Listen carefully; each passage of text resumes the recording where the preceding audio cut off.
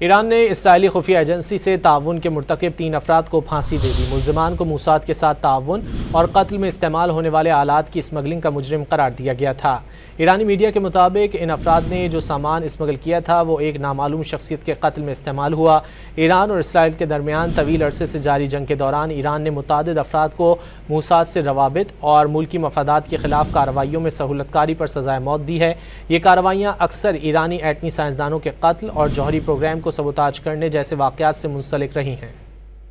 ایران نے اسرائیلی خفیہ ایجنسی سے تعاون کے مرتکب 3 افراد کو پھانسی دے دی۔ ملزمان کو موساد کے ساتھ تعاون اور قتل میں استعمال ہونے والے آلات کی اسمگلنگ کا مجرم قرار دیا گیا تھا۔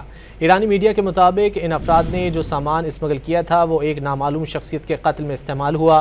ایران اور اسرائیل کے درمیان طویل عرصے سے جاری جنگ کے دوران ایران نے متعدد افراد کو موساد سے روابط اور ملکی مفادات کے خلاف کارروائیوں میں سہولت کاری پر سزائے موت دی ہے۔ یہ کارروائیاں اکثر ایرانی ایٹمی سائنسدانوں کے قتل اور جوہری پروگرام کو سبوتاج کرنے جیسے واقعات سے منسلک رہی ہیں۔